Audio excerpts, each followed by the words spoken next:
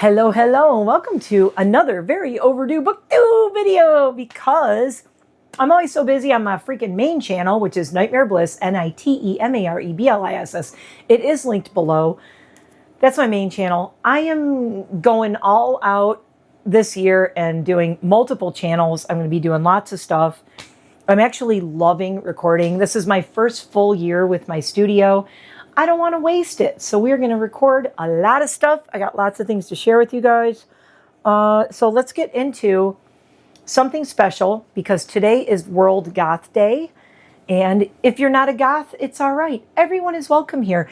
The thing about goths, and I will say goths as in those of us who are non-judgy and who are elder goths and who are the nice goths, I will say. Not those goths online who tell you you're not goth enough, you don't look goth enough, you're too old, you shouldn't be doing this or that. Don't listen to those people. We don't like them. Goth is for everybody. And my husband is an old, I don't want to say he's a former goth. He's a goth. He just doesn't look like it because he can't, because he has a job. Some people need to have jobs and they can't all look the way they want to look. So don't judge a book by its cover, but we are going to judge these books by their covers because it is Goth Book Club Day. Welcome to Goth Book Club. It's a new thing.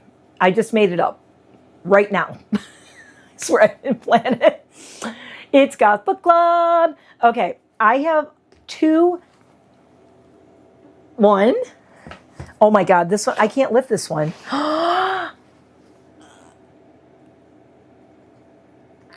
It's heavy. I have two giant stacks of goth books to share with you. Now, the thing that's great about this is you don't have to be a gothy, spooky person to read or enjoy these books. You might just be a little strange, maybe a little strange and unusual. Maybe you like horror movies. Maybe you like Beetlejuice. Maybe you're super normie looking, but you like spooky stuff. It doesn't matter. So I have these kind of in sections, and we're just going to go through these really quickly. This was a gift from Wednesday Nightingale Nightmare a long time ago. This is called C is for Coven. It's an ABC book that came out in 2020. And this is for the little, if you have a little gothy witchy kid in your life or no one. Look, here come all the religious. Oh, Gabby Hannah's going to be over here telling me that she's going to pray for me. C is for Coven. I really want to give this to my ultra-religious grannies, niece for her daughter. If Mads is watching this, you're like, oh no, you didn't just say that. A is for altar, set up in my room, stones, figurines, and a small bundled broom. B is for Bethsam, the broom's magic name for clearing a space with intention and aim. C is for Coven, a circle of trust, conjuring energy, potent and just. D is for drawing down the moon, invoking the goddess in ritual tune. E is for elements, earth, water, air, fire, and spirit are everywhere. F is for fae, those coy little fairies, making homes out of mushrooms and berries. I freaking love this book. It makes me happy. Q is for quartz, a point or a cluster, crystals that glow with vibration and luster. Let's go. Oh, T is for tarot. Nice. Let's go to the end. I'll read you the last couple. Anyway, it's just a cute little book. This is by Andrea Stein. C is for Coven. I mean, you know, now if you're an ultra-religious type, you might be like, yeah, no. But if you're not, or maybe you have a witchy friend who you just think this would make them smile. And one of my friends sent me this, and it does make me smile, and I love it, keeping it in my collection. W is for witch, he, she, or they, learning, fighting, and leading the way. And they have signs that say magic is power, equal rights, hex the patriarchy. X is for hex, question mark, a bewitching spell, a swift incantation to sway and compel. Y is for yarrow, steeped in a potion, picked from the top of the cliff by the ocean. Z is for zodiac, what is your sign? You tell me yours and I'll tell you mine. And with that, I'm a Capricorn. Can you tell? Because I'm a wackadoo. Now use your letters, cast a spell. Did it work? Too soon to tell. Andrea Stein, C is for Coven, first book. These are just the fun ones. We're starting out light. We're starting out fun. We'll get to some Gothic literature shortly. This is called 100 Ghosts, A Gallery of Harmless Haunts by Doogie Horner. And this is kind of a gift book, okay? This is just a little... I have this... Don't laugh. It's in my bathroom. It's a toilet book. Got 2 eye holes out of a bed sheet and cut 2 eye holes out of a bed sheet and boo, you've scared yourself up, a classic Halloween icon. But what does that ghost look like, and why is when he's shy or in love, or a pirate, a llama, a Bond villain, or a Russian nesting doll? 100 Ghosts explores every sort of spook in a series of whimsically haunting illustrations, a delightful collection for adults, children, and anyone in need of a friendly fright. I've had this for years. I just have to show you this one. Dachshund Ghost. Literally every page is just a little goofy ghost thing. And they're just silly and fun. Is this necessary in life? I don't know. But let me tell you, you put this in your bathroom and somebody will comment on it. Speaking of, this is another one that is on a stack of books in my bathroom. And it's always like when my friends come visit. This is one of my all-time favorite books. Is called How to Be a Villain, Evil Laughs, Secret Lairs, Master Plans, and More. By Neil Zawacki, Zawacki. Illustrations by James Dignan. And Chapter 1, Getting Started with the Forces of Darkness. If only you knew the power of the dark side, Darth Vader. This is another book that, I mean, honestly, it's just silly. There's a lot of like fun illustrations in here. It's a really easy read. And it's just kind of goofy, honestly. But, you know, you could read it and take it seriously if you want to become a villain. On the back it says, should I wear black or red? Do I go with winged monkeys or ninja warriors? Just where do I put the evil lair? Mine's up on a mountain. Questions like these trouble any self-respecting villain. Now, for the first time ever, there's a handy guide to resolving these and other quandaries. How to be a villain includes how to do an evil laugh. That's terrible. The Evil Henchman Guide. My evil henchmen are my 4 dogs. Fashion for the evildoer. No capes. And the Evil Plan Generator. Whatever your evil background or experience, how to be a villain will help you discover and develop your inner darkness. So I've had this for years as well. When did this come out? 2003. Holy crap. So the chapters are Getting Started with Forces of Darkness, Discovering the Methods of Your Mayhem, Thwarting the Forces of Good, Tools of the Evil Trade, and Making an Evil Plan. Let me tell you, keep these in your bathroom. And if your guests come over and they're just not ever coming out, they're probably reading these, or you fed them something bad. Okay, this is The Evil Garden by Edward Gorey. I have another Gorey book I wanted to bring out, but it is huge. It's very heavy. I have the Gorey alphabet encyclopedia thing. It's a big coffee table book. I'll probably show that in another video. But I brought this one out because I love The Evil Garden. As a master gardener, it's one of my favorite little books. And it says, a happy, naive family enters the evil garden, free admission, to spend a sunny afternoon in a sublime and inviting landscape. Plush with exotic trees and flowers, they soon realize their mistake as harrowing sounds and evidence of foul play emerge. When humongous hairy bugs, famished carnivorous plants, ferocious fruit-guarding bears, and a sinister strangling snake takes charge, the family's ominous feelings turn to all-out panic. But where's the exit? The shrewd Edward Gorey leads us through this nefarious garden with a light step. His signature crosshatch drawings, paired with engaging couplets, produce giggles, not gasps. Perhaps The Evil Garden is a morality tale. Nothing is ever what it seems. Perhaps it's simply an enigmatic entertainment.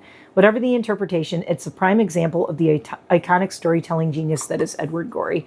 And it's just a very short little book. It's, if I had a kid, I'd be reading them this book. The gorgeous flowers have a smell that causes one to feel unwell. I really want to get a tattoo out of this book of something out of this book. I'm not sure what, but it's one of my favorites. I just love the illustrations in it. And they're all just little 1-line, 2-line rhymes in here. Some tiny creature, mad with wrath, is coming nearer on the path. There's a sound of falling tears. It comes from nowhere to the ears. Anyway, cute book, just fun. Another little bathroom book, bedside table. I like keeping things like this in my guest room. Yes, these are the things I keep in my guest room and bathroom at my house. Hey, it's a fun place to visit. This is a New York Times bestseller called The Dictionary of Obscure Sorrows. I got this for my husband, and he loves it. It has been on his side of the nightstand since I got it for him. What year did this come out? I want to say a year or two. Simon & Schuster by John Koenig, or Konisch if you're German. 2021. I think I just got it like last year or the year before, though. I love the very first thing in the book says, I read the dictionary. I thought it was a poem about everything. Stephen Wright.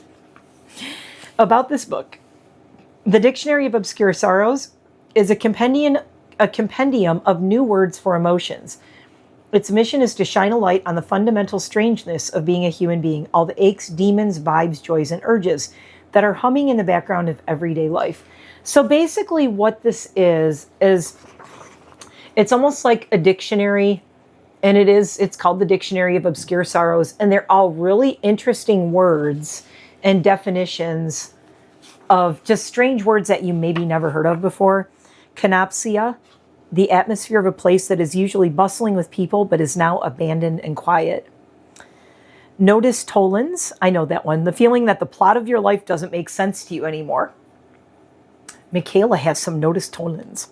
Use it in a sentence. Enouement. Oh, enouement is one of my favorite words. Enouement. It's French. The bittersweetness of having arrived here in the future, seeing how things turn out, but unable to tell your past self. Enouement. I love that. Onism. ONISM, the frustration of being stuck in just one body that inhabits only one place at a time. That's when you say, I wish there were 5 of me and I could be everywhere. This is a really good, a longer thing. There's some longer ones like this that are just 2 pages. Astrophy, the feeling of being stuck on Earth. Yeah, I got that a lot. Anyway, they're just all these really interesting words. Oh, I love this. And this is funny that Lilo and Stitch, the movie, her name was Lilo. I don't know if you say, this says pronounced Lalo, though. From lifelong and Lilo, pronounced Lilo, not Lalo. There are pronunciations, Suentni, Fadalden, Ancient Greek, Dolonia. So Lilo is a friendship that can lie dormant for years only to pick right back up instantly as if you've seen each other last week, which is all the more remarkable given that certain other people can make every lull in conversation feel like an eternity. I have Lilo with my friend Angela, who lives in California. I haven't seen her in 6 years, but when we talk, it's like we just saw each other yesterday. Lilo. So this is a great little book to have on your nightstand if you like learning new words, and they're a little like dark, a little, it says the Dictionary of Obscure Sorrows defines new words for emotions that we all feel but don't have the language to express. A lot of them are from foreign languages. There's like Portuguese, French, Greek, Italian. But turns poignant, relatable, and mind-bending. The definitions include whimsical etymologies drawn from languages around the world, interspersed with otherworldly collages and lyrical essays that explore forgotten corners of the human condition. A truly original book, The Dictionary of Obscure Sorrows, is for anyone who enjoys a shift in perspective, pondering the ineffable feelings that make up our lives, which have far more in common than we think. If you want to feel more connected in a way, or like somebody gets it, read this book. This is a great gift as well if you know somebody who's into etymology, into the origins of words, different words, learning. If you like those learn a new word a day things, I can highly recommend this. My husband just reads this all the time. He just flips through it. And there are some cool little illustrations in it. Not a lot, but I just flipped by one. I was trying to find it. Collage. There's a collage in here that someone did. So there's some cool artwork in it. Now getting to hardcore goth, we got a couple of super goth books for the goths out there. These are all kind of like, you could just be a little strange and unusual and like these things. Encyclopedia Gothica by Lisa Ladouceur. It's Ladouceur. Illustrations by Gary Pullen. Got this for my husband a while back. A comprehensive, let's see. Oh! David J., Basis for Bauhaus and Love and Rockets, a comprehensive erudite and refreshingly amusing tome. Her wit beams like a full moon through the night noir of her sharp and clever prose. Goth or not, this is the place to get a concise understanding of all those terms you've encountered, the meaning of which has floated like a mist and is just beyond your grasp. Kudos. I love every entry.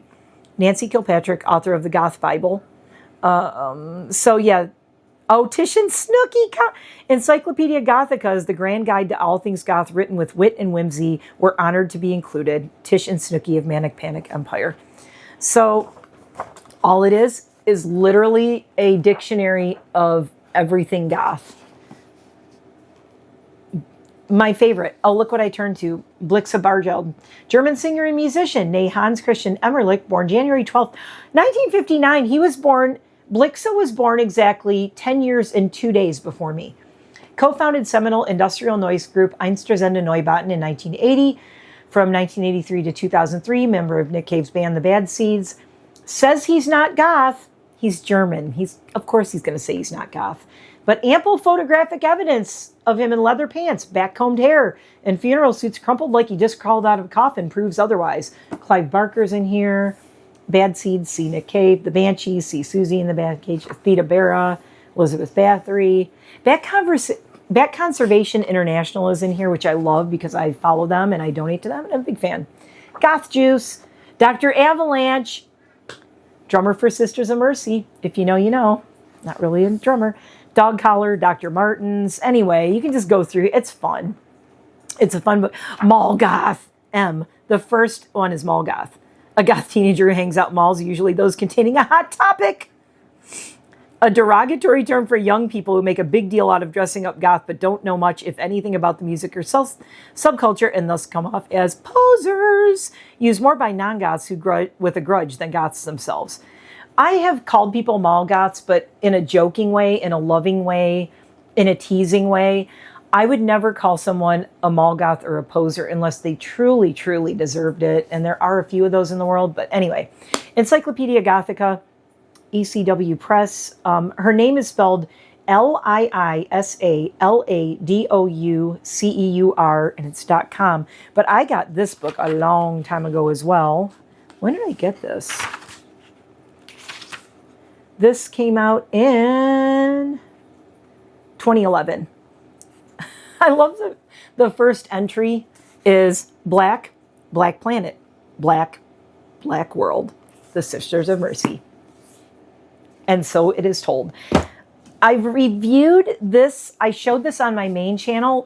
I'm not going to go into this a lot. There is a main channel review before I started my booktube. I showed some books on my main channel, which is Nightmare Bliss. Like I said, link below. Go follow me there for this makeup look and lots of weird stuff. This is your passport to over 300 dark destinations. Dark tourism is on the rise, with more and more travelers choosing to engage meaningfully with sites of tragic significance in order to better understand and reflect on devastating world events. So the thing about this is listen,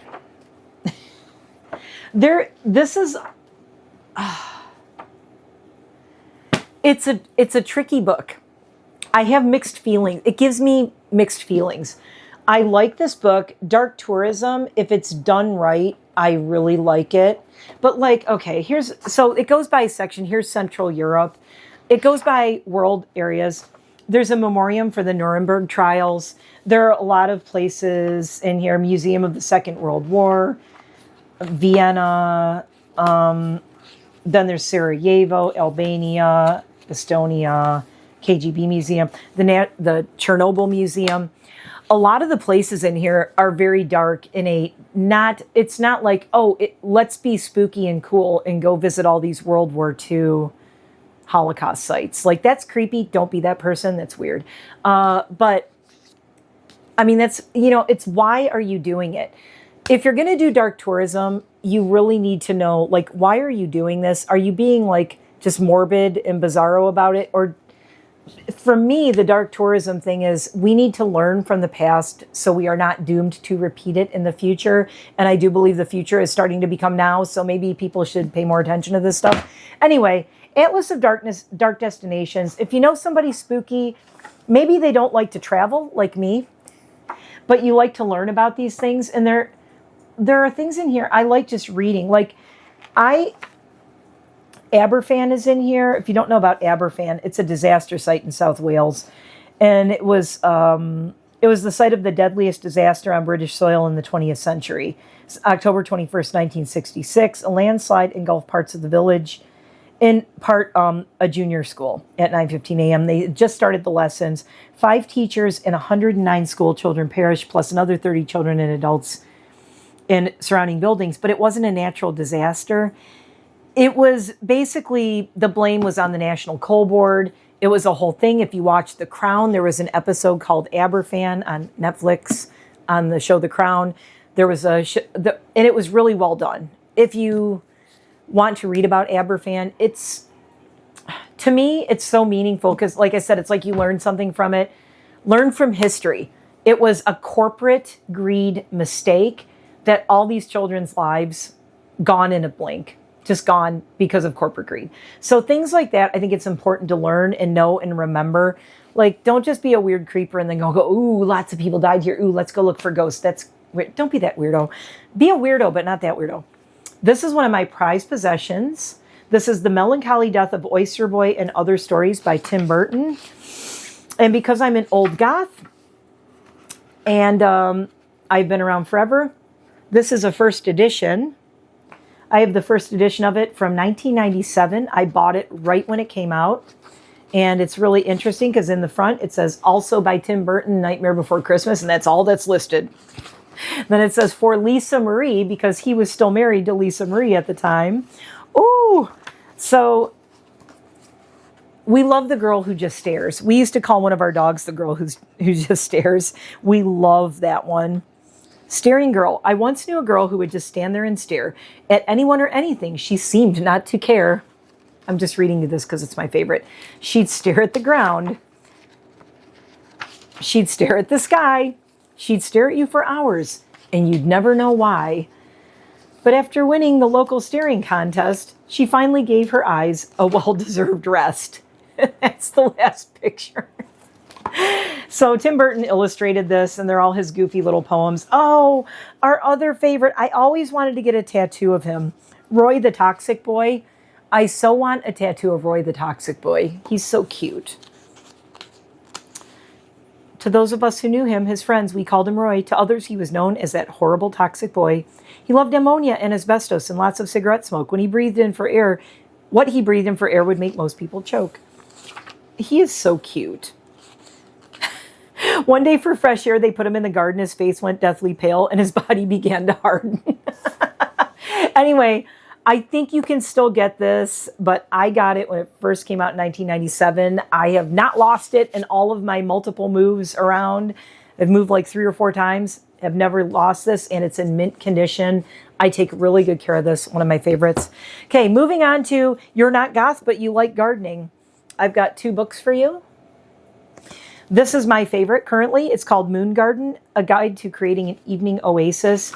I talked about this on my main channel because I did actually do a moon garden, and it has moon gardening throughout history, gardening with lunar phases, designing your moon garden, plants for a moon garden. So we're talking night blooming and night fragrant plants, silver foliage, shrubs and trees, houseplants, enjoying your moon garden.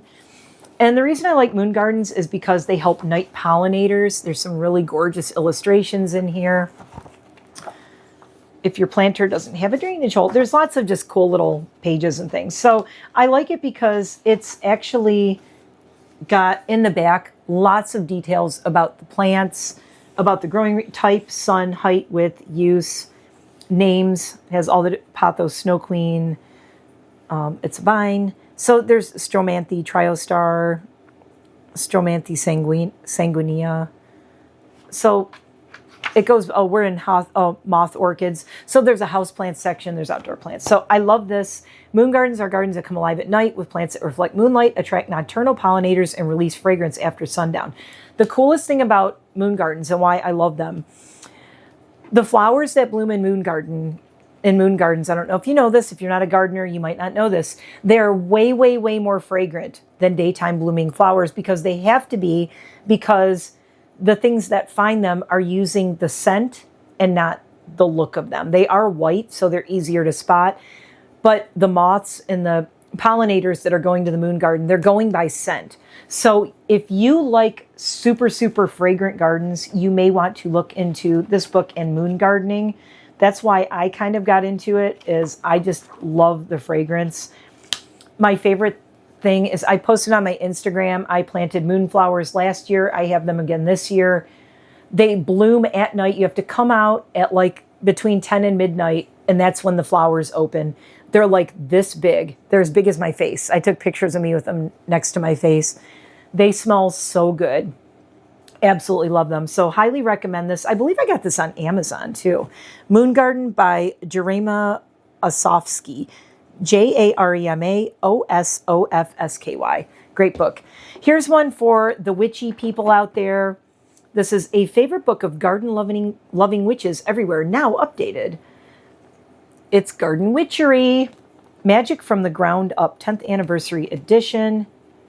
And what is Garden Witchery? I'm not going to go through this one a lot. It has florography and flower folklore in it, cottage flower folklore, lots of just fairy times and places, recipes for Ostara spring equinox. So if you're into all things witchy and you like gardening, there's like there's suggestions for a Ghostbusters garden, a sanctuary shade garden. I'm actually personally going to plant a tea garden this year, apothecary garden, and it tells you what to put in them. They have little pages for a gardening journal. So this is, if you know somebody who's witchy and is really into gardening, there's a lot of blank pages, so you can journal in it as well. So there's that one. Now we're getting to the meat of the thing. We're getting to some actual literature here. I picked probably my favorite Gothic literature book, and it will make sense if you see like that my house, I had the siding all done black. I wanted to replicate two things. The House of the Seven Gables, which when I was a teenager, my mom took me there when I was like 16 because I was obsessed with it, and this book.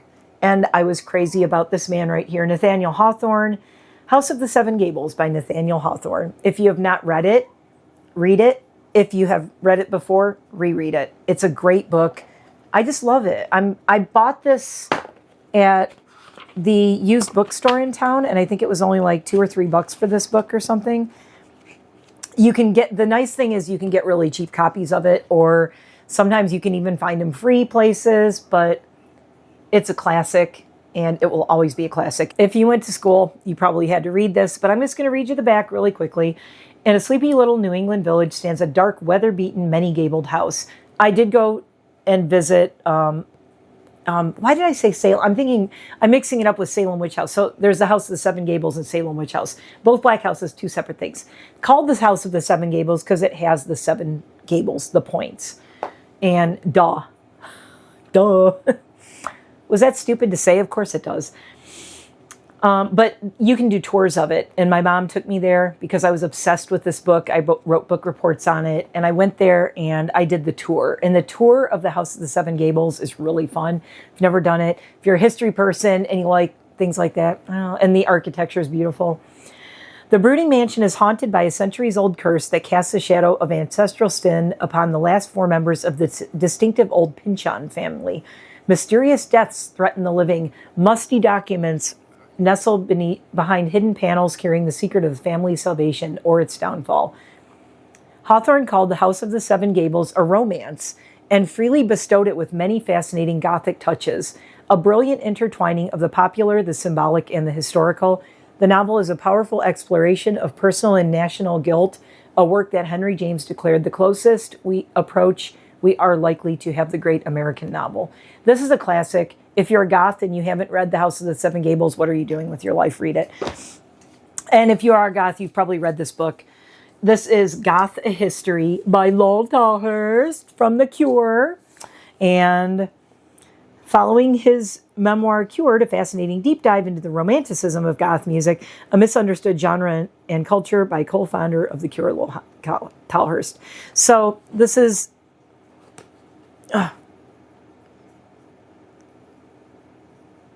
Sorry, I'm just like, I never did read the back and everything.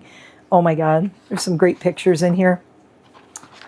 I also, this is the part I want to show you. I got this because I got the autograph version.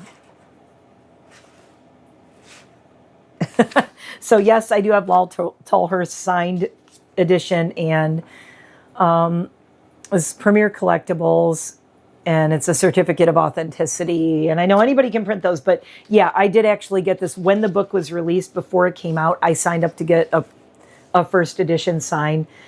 So it just says, praise for Goth. The Cure wrote the book on Goth. Who better to literally write the book on Goth than one of the Cure's founding imaginary voice? By joining the dots of his own unique story with the darkest and most romantic moments in pop culture, Tolhurst has crafted a fascinating tome that is part memoir, part travelogue, part textbook, most of all the definitive guide to what has always been one of music's hardest to define genres. That was by a music editor. So it says, for those outside the walls who finally found a home. Here he is in 2020. I like part 1, says origins from punk to poignancy, Gothic psychic geography, Joe Strummer, firebrand of punk, poetry of pain, Goth and literature. So he talks about Goth and literature, T.S. Eliot, Camus and Sartre, Sylvia Plath and Sexton. And he goes into prototypes, Doors of Perception, Nico, Alice Cooper, Mark Bolan, David Bowie. And then he goes into part 2, is called Eternals, The Architects of Darkness. The first one is Joy Division. This is the way Step Inside. Oh my God. When I was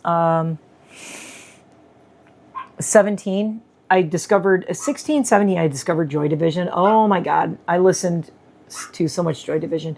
Bauhaus, Undead, Susie and the Banshees, Phil Spector and Hell, The Four Drummers of Destiny. Love that.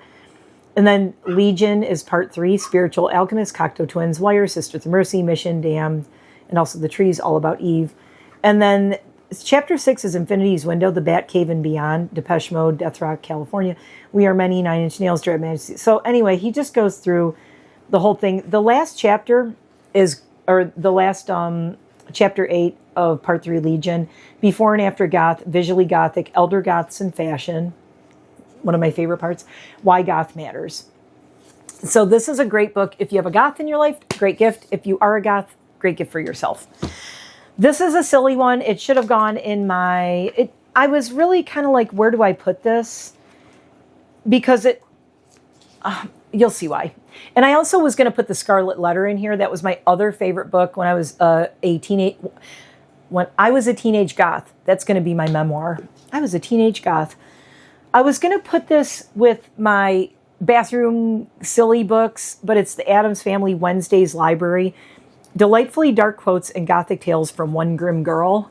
I just got this last year from HarperCollins. And it's funny, it says HarperCollins Children's. Duck. Listen, children, here's your... Okay, if I had a kid, this is the book I'd buy him. So, everyone knows Wednesday Addams. She's dark, twisted, and perfectly peculiar. But do you know what inspires her love of all things creepy and kooky? Take a journey through Wednesday Addams' reading list in this literary collection of spine-tingling quotes and nightmarish poems. This collection is the perfect gift for fans of all ages and includes quotes from Edgar Allan Poe, William Shakespeare, Mary Wollstonecraft, Shelley, along Wednesday's deadpan commentary and some perfectly strange illustrations. I love the cover has this kind of like matte and shiny thing, and on the back it does too. Little details that I like about books. I like the binding of this. I like everything about it. And this is by Alexandra West and Calliope Glass. So it has Wednesday's reading list and Wednesday's library. So basically this has Wednesday's reading list. And if you're looking for books to read, or you have a young little baby bat in your life, this is a great book. Frankenstein or Modern Prometheus, Hearts of Darkness, Strange Case of Dr. Jekyll and Mr. Hyde, Macbeth. Oh my God, I love Macbeth. Grimm Brothers Children's and Household Tales. Oh, we might have that in my collection. Dracula, The Scarlet Letter by Nathaniel Hawthorne, The Picture of Dorian Gray by Oscar Wilde. Excellent. I should have put this in here. I should have put it in here.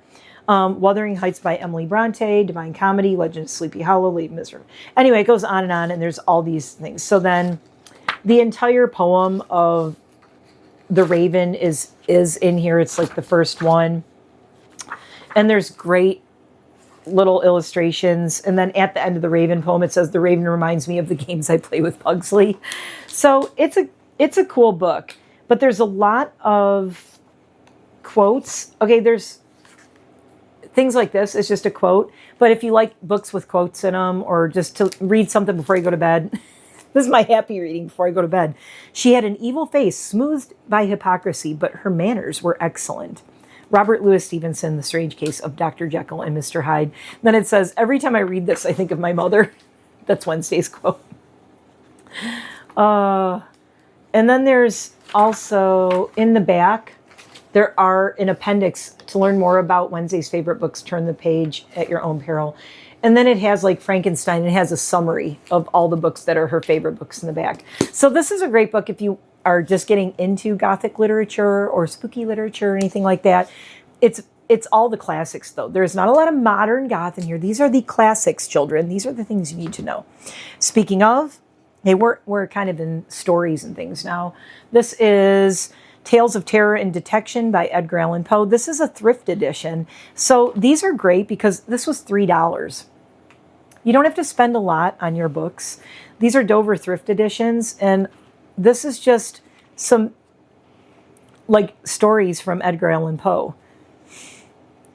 This superb collection of 5 stories reveals Poe's virtuoso gifts for both crime fiction and the macabre.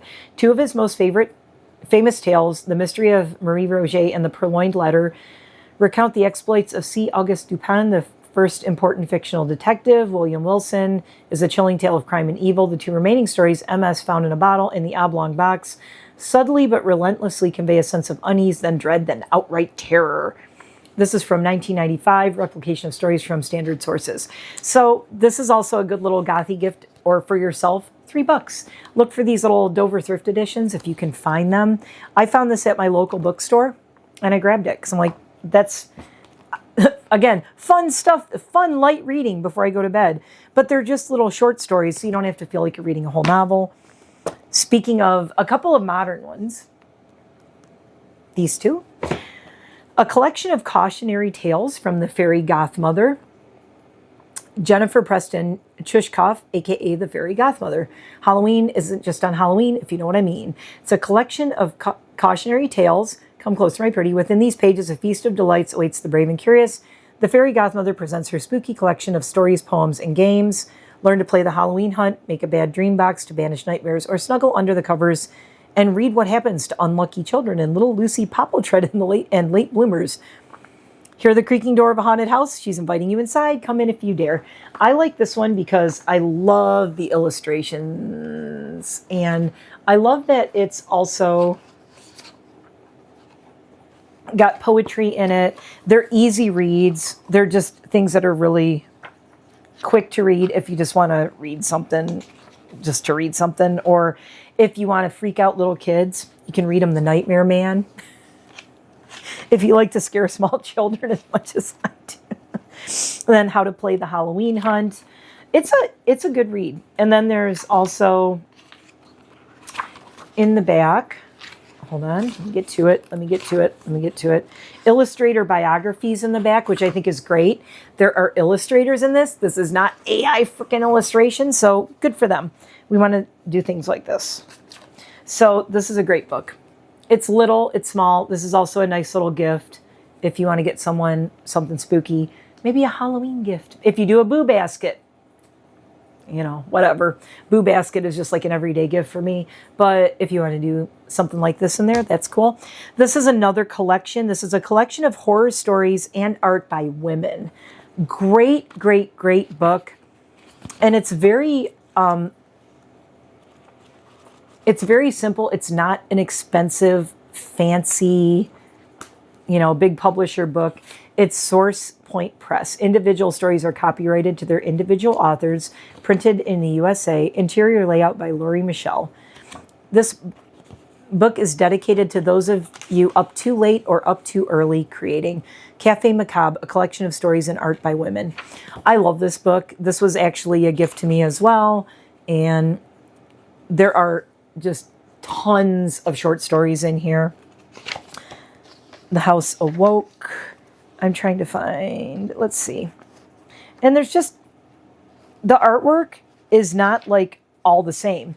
Some of it looks like this. Some of it is, where did I just lost it. There's some like that are just like line drawings. There's some that are like this, Monster in the Closet. And these are also mostly all short reads. They're not, there's a lot of stories in here. Repossessed, They Never Left. And then in the back, if you want to put faces to stories, I think it's really nice that she has a little biography of every author in here. And she also has their photo. So you kind of can see who all these people are, which is really cool. New York-based illustrator, author, professional hot mess with resting grumpy cat face. I like her already. So this is a... Oh, this is cool. Hold on. Leah McNaughton Lederman's tips on self-editing. Editing is more than spotting typos in restaurant menus, more than disdainfully correcting grammar of people you disagree with on the internet.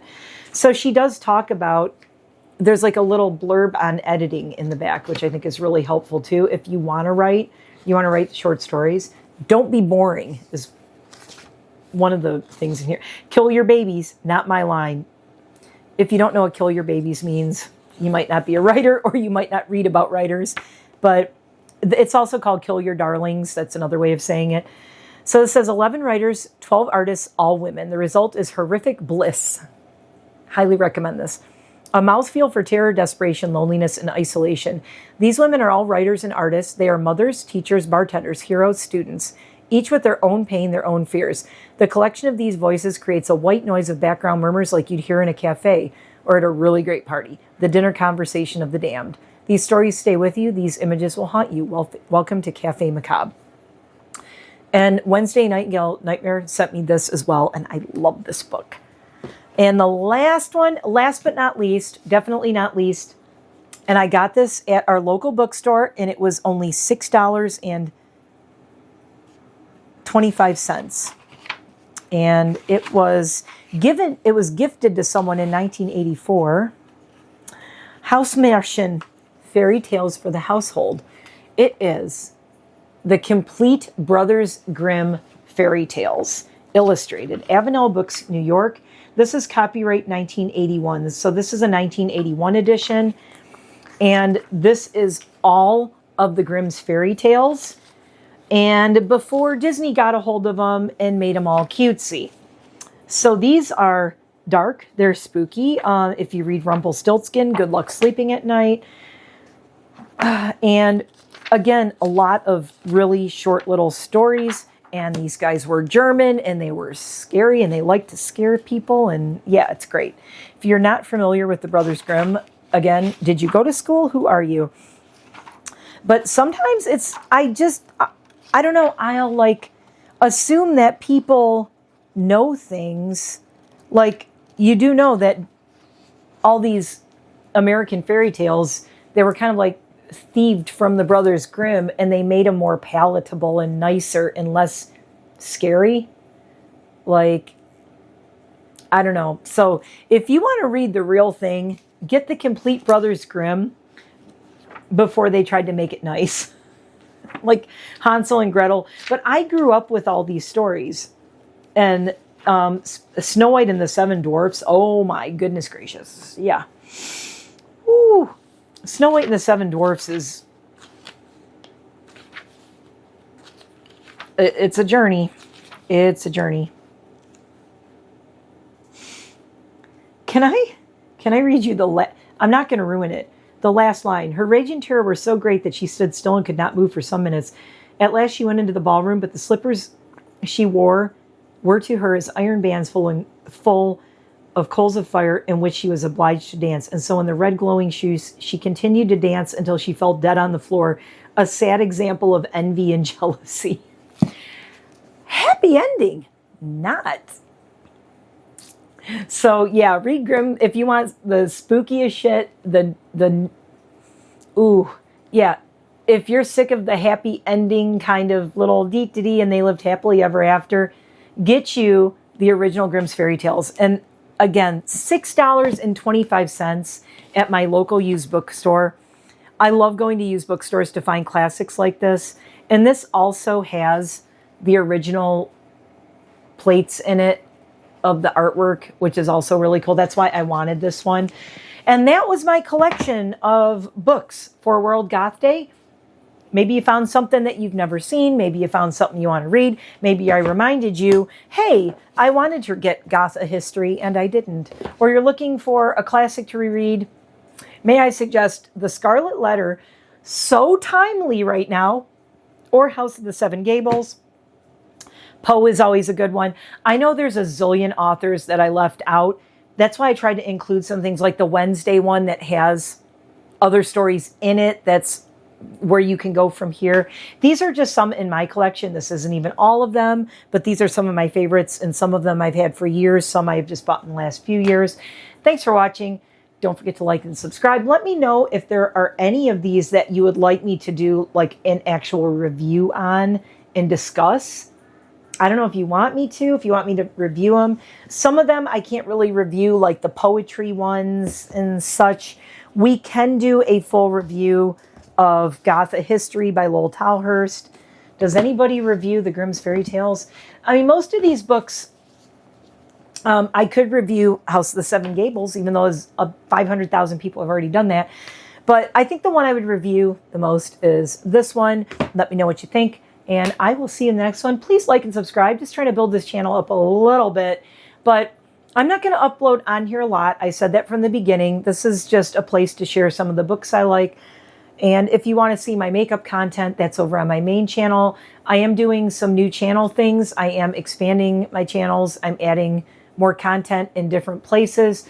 I'm changing the focus of my main channel. This was my jumping off point, was doing this booktube. Now I'm going to jump off even further and dive into the deep end and take some other content from my main channel and put it out there in different places. So if you want to figure out what the hell's going on with me, go follow my main channel. If you don't, if you're new here and you just found me, and I will see you in the next one. Let me know what you're reading below. Let me know below for this World Goth Day. Do you have a favorite Goth book? What is your favorite Goth story? I mean, everybody's, you know, it's not really a story, it's a poem, but The Raven has always been one of my favorites. I did a public speaking class when I was a spooky kid in 10th grade. And for my public speaking class, I memorized The Raven. My teacher and my parents thought I was crazy. Do I remember it now? No, I don't remember any. I'm Once Upon a Midnight Dreary, While I Wandered, Weak and Weary. That's about all I remember. Something of Days of Yore. So I don't know. Anyway, I had memorized the entire Raven to stand up and recite as a public speaking thing. I got an A in that class. I do not recommend memorizing the Raven unless you really just want to work on your memory and practice. Anyway, but I think, strangely, House of the Seven Gables, one of my favorites. I also love The Scarlet Letter as far as classics go. Dracula, always a favorite. But I feel like Dracula, I didn't include that in here because it's like, how original. It's like florals for spring. Groundbreaking. Dracula for World Goth Day. Groundbreaking. I wanted to show you a few odd things and things you maybe didn't hear of. Okay, thanks for watching. I'm going to go read a book now. See you in the next one. Bye.